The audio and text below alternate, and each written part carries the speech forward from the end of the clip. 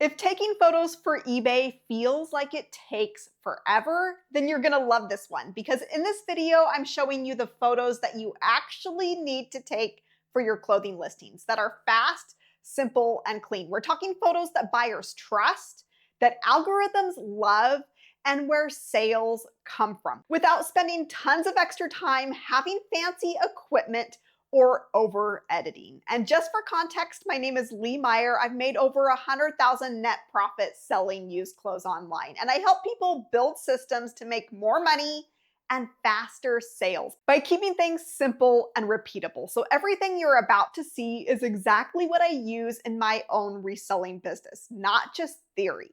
So let's go ahead and start with your setup because this is where most people lose a lot of time. Now, you don't need a fancy studio or fancy equipment. I know you see what I have behind me, but that's not what I started with.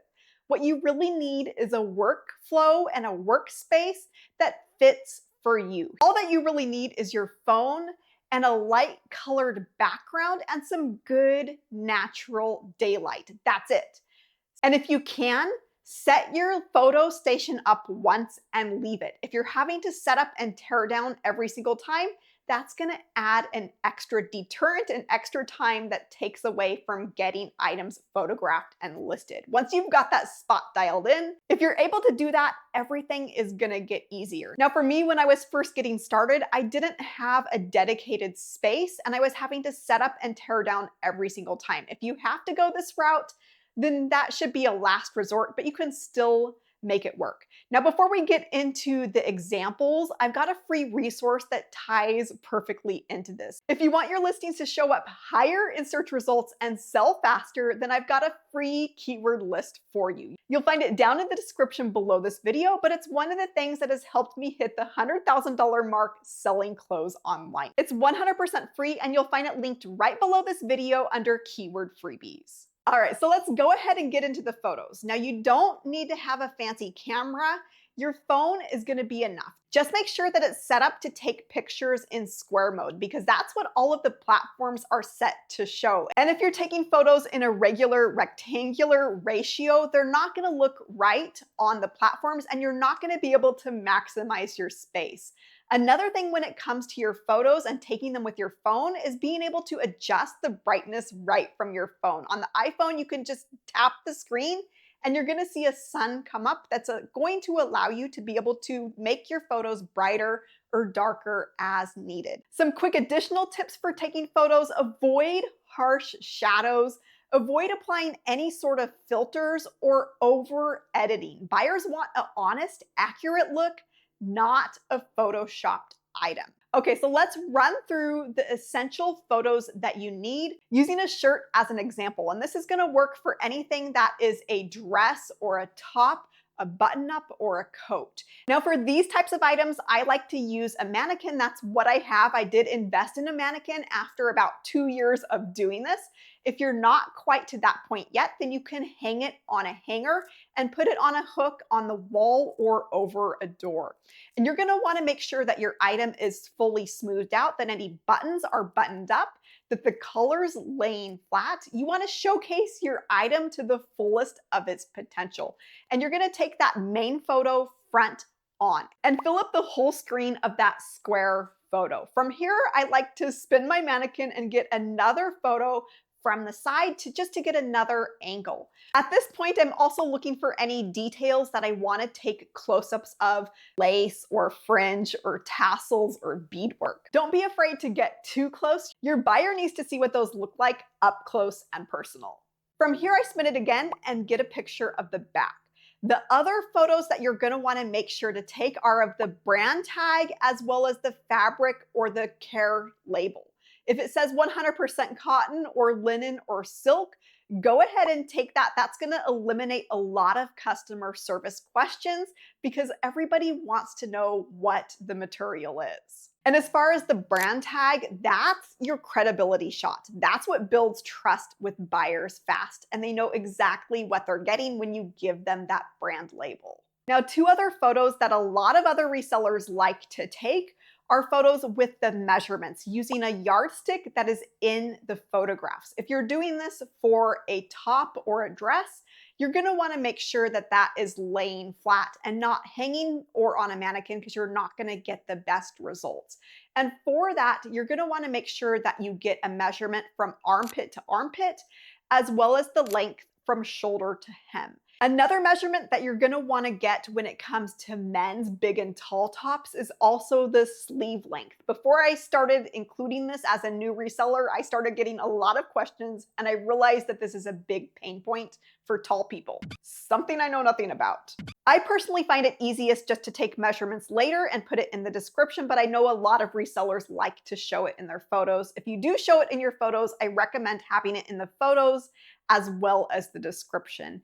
And then the second thing that you can also include with your photos is your inventory number. Now, this is something that I personally don't do, but I know a lot of resellers do like to do this. For me, I find it easiest just to put the inventory number in the SKU field. I don't really like how it looks from the buyer's end of having that inventory number available. It doesn't hurt anything, but I just personally don't like going that route. All right, so let's go ahead and walk through pants. These are just a little bit different with some minor changes. For pants or for skirts or for items that don't work on my mannequin, then I do a flat lay. You're gonna lay your items smoothly so that it shows the shape. Another option for you if you don't wanna do a flat lay is to use a hanger and hang them by the waistband.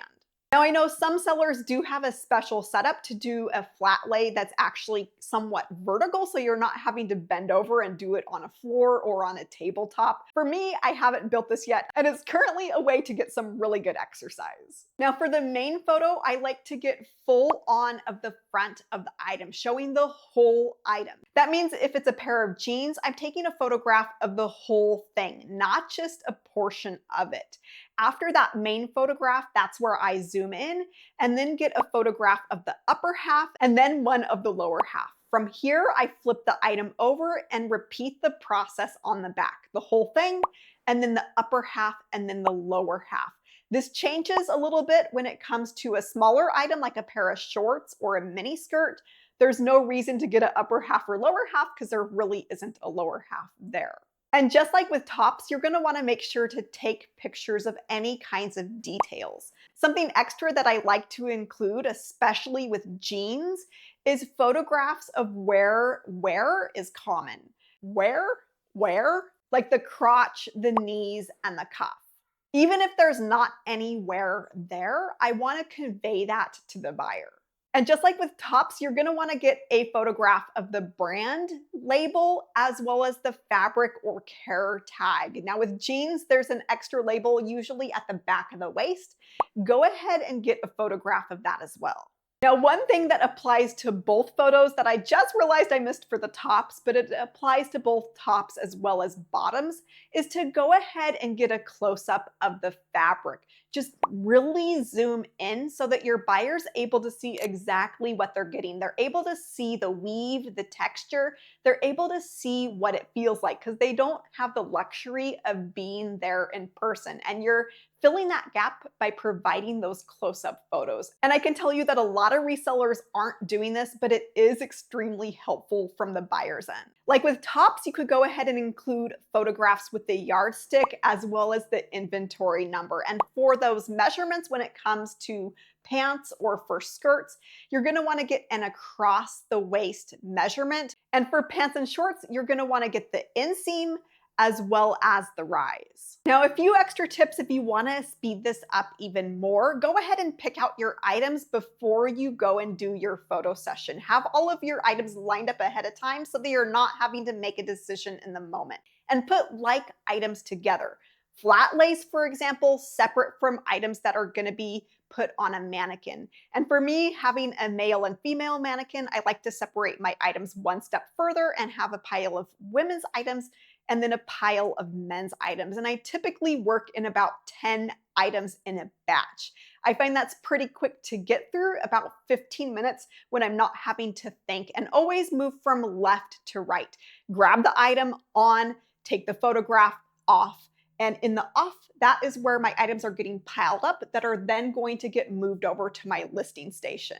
If you are going the flat lay route, That's a really good time to go ahead and grab your measurements. And I use these templates just to fill them out. And so when I sit down at my listing station, it's all ready to go. I can just sit and type, and all of the information is at my fingertips. I'll link to that product somewhere on your screen. One other really big time saver is to focus on taking pictures that you can use essentially right out of the box without having to edit the lighting or even the crop. Take them as you want them to appear, and that is gonna save you a load of time. And having systems in place just like this is how you're able to get dozens of items listed without burnout. And that's really how your income scales. Now, photos are important when it comes to getting the click into your listing, but how do those listings show up in the search results in the first place? Well, with keywords. So stick around for this next video because I'm going to show you exactly the keywords to be using right now to get your items seen and sold. Just click or tap here,